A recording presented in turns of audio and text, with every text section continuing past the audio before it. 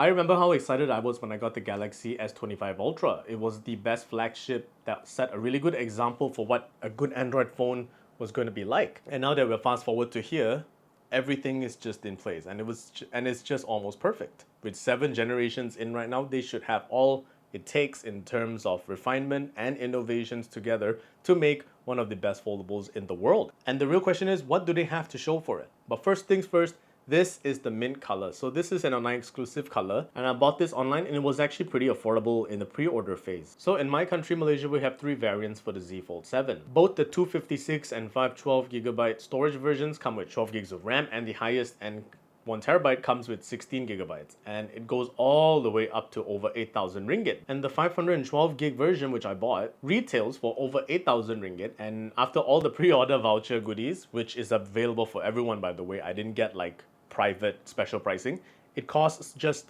over 6,000 ringgit, which is like 2,000 ringgit off, making it actually the most affordable Snapdragon 8 Elite device foldable that I bought. I have to review this in a different light based on that pricing, and you would say that that's giving a lot of advantage because, as you know, Samsung has historically known to be, the most expensive options for a high-end Android phone. So now at this type of price for a foldable, no less, it changes the whole landscape. And on the hardware side, yes, you've achieved a very slim form factor that has shook the world, because everybody was just thinking that it will look like some variant of the last year's Z Fold 6, maybe a little bit thinner. But this is a whole completely new ballgame. What about its durability? What compromises or what type of engineering did Samsung have to do to achieve this form factor while maintaining a very good semblance of durability? It's going to be about the hinge first. This is a 3rd-generation Armor Flex hinge. The whole lattice here is completely reworked. It's now a titanium-based lattice, and it's about over 60% more durable compared to the Z Fold 6, which used a carbon fiber-based one for the whole flex and hinge. And now, yes, even though from carbon fiber to metal, this titanium alloy, which is about grade 4, which means it's very, very dense, it's actually a lot more flexible compared to the carbon fiber counterpart. I went through 2 different experiences when I first got my Z Fold 7. When I first got my Z Fold 7, it was actually very, very stiff, and because of just how slim it was actually really difficult and really, really annoying to like put both thumbs into the gap and push outwards to open it. And I would say it was a little bit stiff.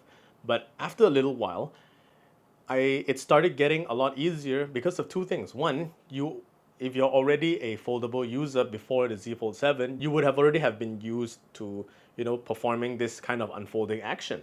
But right now, I would say that if you're a new Z Fold 7 user, you gotta keep unfolding it as much as you can to give it a little bit of a break in. You're like breaking in the whole flex hinge from being really stiff to being a lot easier to unfold. I'm not saying that it's going to become loose and eventually it will start flapping its wings, but that I would feel like this is something mechanically needed to provide the best possible experience, because this is something that you have to keep doing, because that's the whole point of buying this phone. You're going to be unfolding it time and time again and breaking it in, just like how mechanical keyboards, you have to break in certain switches to give it that smoothness and a desired sound when you type on that keyboard. It's basically the same thing. You need to break in this hinge, and I don't want people to feel alarmed about it. And adding that to flexibility, we have to talk about both the screens. Inside is still using Samsung's UTG ultra thin glass, but the real difference there is it's about 50% thicker. And with that added thickness, it kind of actually made it, a lot more flexible from the crease point of view. And even with that 50% added thickness, it is still thinner and more flexible than any of Corning's offerings for flexible glass made for foldables. And for the outside, when I mentioned Corning, not inside, Corning is outside. The outer screen is using Corning Gorilla Glass Ceramic 2,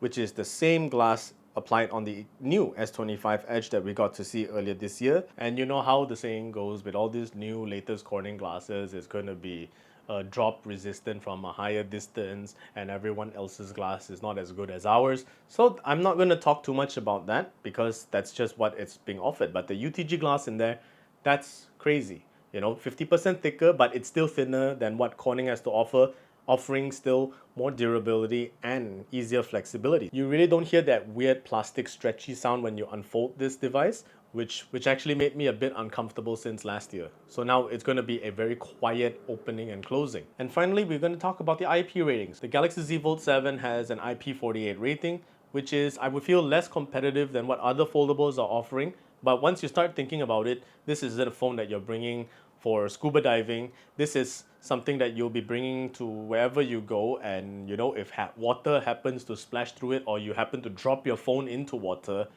an IP48 rating is still okay. It's not as good as 54 or 68, but the fact remains that this is still able to be submerged into 1.5 meters of water for about 30 minutes. So you have half an hour to get this phone off the pool. So remember to do that, but it's already light enough at about slightly over 200 grams, so you probably won't see it sink all the way to the bottom very quickly anyway. After durability, we're definitely going to be talking about displays. So the outer screen is now a 6.5-inch AMOLED, and the inner screen is an 8-inch AMOLED, which is really, really big. And in this form factor, it's actually quite a nice experience to just look at. It's such a full screen, and that fullness extends to the front, which has minimal bezels as well. Both are Samsung's own dynamic AMOLED 2Xs, which means it goes all the way up to 120 Hz, and you're getting probably the best color, contrast, and blacks possible in the entire market. So this is something that is not very new. So this is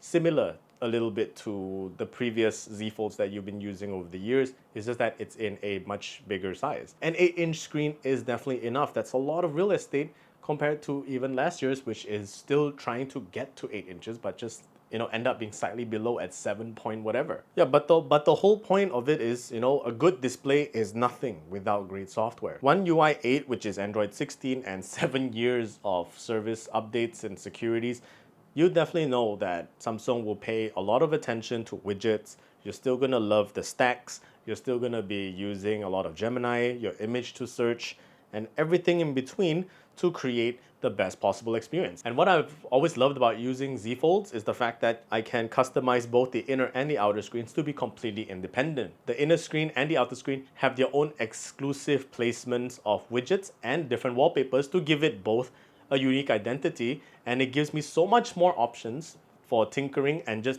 truly making this phone mine. And this is why I've always been vocal to asking more people to pick up a Samsung phone and really pay attention to just how much effort One UI is trying to provide a good foldable and non-foldable experience. I love how the icons look and just how good, responsive, and high quality these widgets are. Samsung was never a brand that just wants to use the stock Android widgets. They create a whole new line just to truly make this phone truly a real Galaxy phone that people would enjoy. And it's no different here. If you've enjoyed the Z Fold 6 and how One UI worked out for them there, it's going to be more or less the same here. But for now, everything just looks great, and it really suits just how this phone looks. And with this new form factor, you will be making a habit of using the inner screen more than the outer. Of course, I can't talk about a foldable phone without talking about how it approaches multi-window and multitasking experience. So if you're a new foldable user particularly looking into using One UI, this section is for you. If not, you can skip ahead. So how Samsung approaches foldable multitasking is very simple.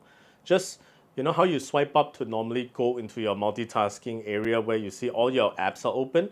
They've made the gesture very natural to human instinct. So what they want you to do is basically slightly pull up from the bottom and touch and hold the desired app that you want to start your multi-window on, and just drag it to whichever corner, be it left, right, up, down, or in a 4-quadrant to have up to 4, maybe 5 open apps at once. And it was completely natural. Even at a foldable standpoint, the apps do resize naturally. So your apps like Instagram, your Facebook, WhatsApp, and etc. Not all apps, but these are the apps that I personally use. That if I choose to use in the inner screen but close it back to use the outer screen because of convenience, the apps will dynamically resize. As a foldable experience that focuses a lot on software and uses it as its main selling point to just supplement like the assumed brute force of new raw power from new hardware, this is definitely the way to go. Speaking about brute force hardware, yes, of course, the Z Fold 7 is using the Qualcomm Snapdragon 8 Elite tuned for Galaxy, which is slightly clocked up higher than all the other Android smartphones out there that uses the same chipset. The Z Fold 7 is essentially a foldable S25 Ultra, but it doesn't really translate to that in real life usage.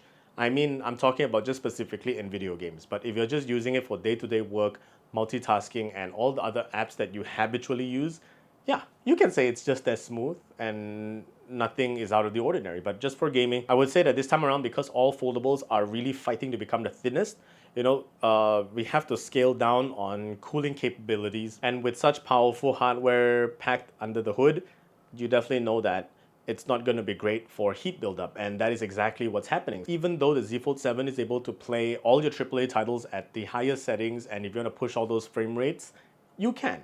I've enjoyed my fair share of Zenless Zone Zero and Withering Waves once again on the Z Fold 7, but even though I was able to push those desired frame rates, it didn't stay consistent for long. In fact, this has one of the fastest time to throttles when it came to gaming. Other people could just show you 20, 30 seconds of gameplay that just to showcase the 60 FPS potential you can get on this phone. That doesn't really matter until you start looking into whether it's still going to be the same consistency 20, 30 minutes, or maybe even 1 hour into the game. So just AAA titles that are just so graphically demanding and require just so much horsepower, yeah, of course I can tell you that it can run 60 FPS on Zenless Zone Zero and 90 FPS on Withering Waves, but you could really just enjoy that for about 15 minutes tops. I don't think gamers are the main market audience for this type of phone anyway. It's really for the very busy business guy like me, or really just someone who really wants to have a good multitasking experience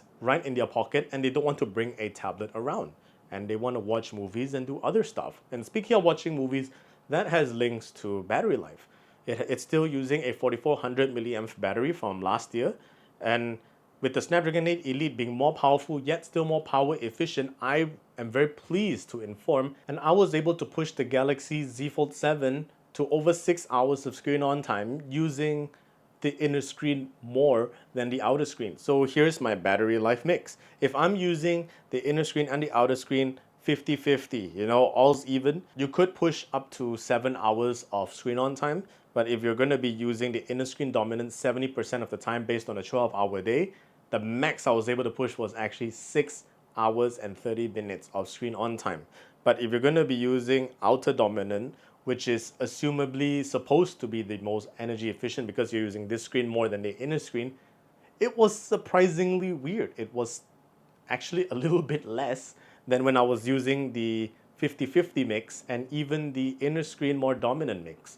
So if you use the outer screen more, I actually only got just 6 hours of screen on time on the dot. And this is without changing any other factors. I didn't go to power saving to reduce my CPU by 30%. I didn't even change my theme to a black theme just to save some juice. I just raw dogged it. And that's pretty much all I have to say. Like, if you're gonna use this to play games, yeah, not really. You wanna do work, multi-window, with great software and great AI integration, the best in the market, I have to say. Yes, big yes, and the battery life is good. But the charging speed, yes, it's still slow. 25 watts, and if you're using Samsung's charger, which is not provided, you have a separate purchase, 1.5 hours to fully charge from flat. So let's move on to the cameras. The Galaxy Z Fold 7 has a triple camera setup on the rear and 2 selfie cameras, usual stuff. It borrows the main sensor from the S25 Ultra. It's the 200 megapixel ISOCELL HP2, and that is a big upgrade from the 50 megapixel sensor from last year's. This is followed by a 12 megapixel IMX 564 with an f2.2 aperture. This is an ultra wide sensor with autofocus this time. And lastly, the telephoto, which is the ISOCELL 3K1, an f2.4. This is a 3 times optical zoom with an f2.4 aperture, and finally both the selfie cameras are identical. The Sony IMX 374, this is 10 megapixels with an aperture of f2.2. So here's a bit of preface before we talk about image quality. Samsung has paid a lot of attention to the post-processing side of things since the S25 Ultra, and I would say that they're going through the right direction, because right now we're no longer seeing that Samsung chromatic shine when some stuff is too over sharpened in certain elements. Everything looks flat and neutral now. The oversaturation is gone, and the noise reduction algorithm seems to be kicking butt so well.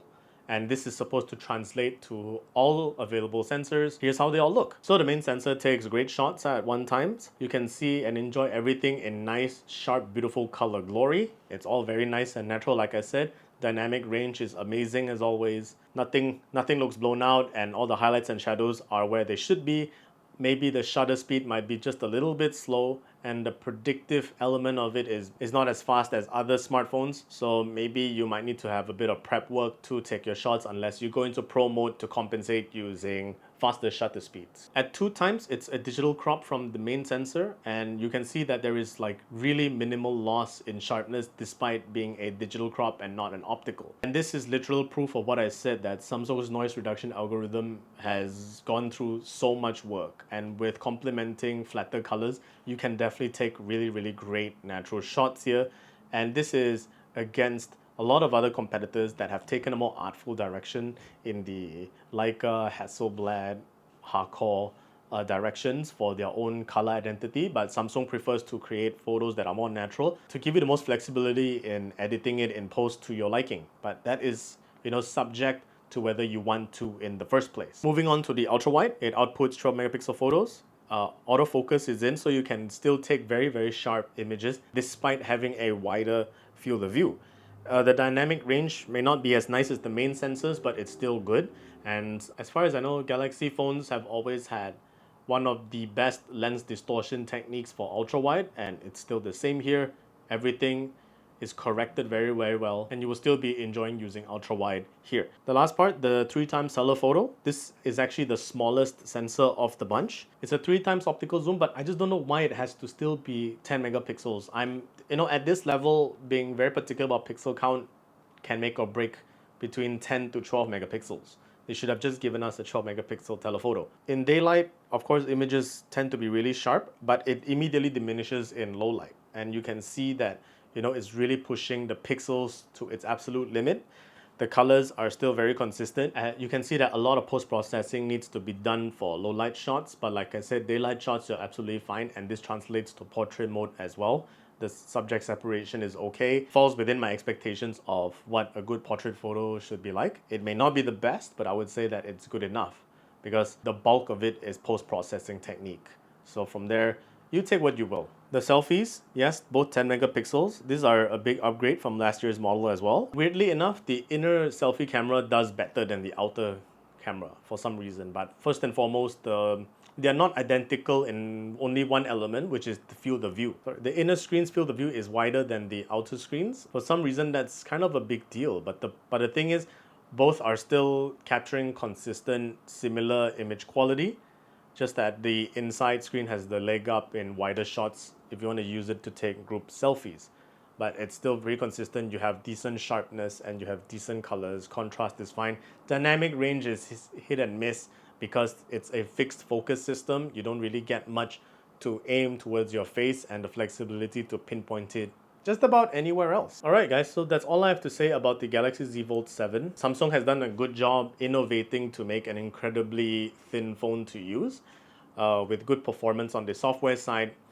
One UI is still at its prime. It's still a great example of what a good Android phone should be and what it looks like. I only missed the S Pen a few times after a while, but after that I just tend to forget about it because even when I was on the S25 Ultra, I barely used the S Pen. And it's not just about whether it's lost the Bluetooth function. And this applied to the same mentality for me when I was on the S24 Ultra. The last time I truly used my S Pen to its fullest extent is Note 20 Ultra, and that's like a billion years ago. From my point of view, the Z Fold 7 is a fantastic phone with an incredibly thin form factor that just really works. The durability speaks for itself. You might have to spend some time breaking in mechanically to give it a bit of that familiarity for you to unfold it properly. A lot of people complain that it was hard to open. It's only because it's brand new and fresh. Everything takes time to get into rhythm. Once you reach that point in familiarity, it's going to be a joy to use. In fact, I don't even own a case for my Z Fold 7, and it's something that I have to protect so much because it cost me over 6,000 ringgit for the 512 gig version. And if you are an early adopter, congrats to you. You bought the most value for money yet peak experience in foldable devices in the whole Android market at those prices. But if you are still looking to buy outside the pre-order phase, you may still get some discounts here and there, but it will no longer be the most affordable based on earlier pre-orders such as my unit. So if I'm going to take a look at its value based on the the retail price without discount, yeah, it's pretty expensive. And that is where we need to start justifying that it's One UI that sells this phone and how people use it for multi-window, multitasking, AI, and the beautiful AMOLEDs, because Samsung makes one of the world's best AMOLED panels. If you did get discounts, you have your overtrade bonuses in your region and whatnot, damn, this is a great deal at over 6,000 ringgit. And anyone looking into getting a really good first experience of a foldable, it's all about software. Always remember it's software, and that One UI leads that march. Thank you guys for watching. I'm Zen the Geek, and this has been the Galaxy Z Fold 7.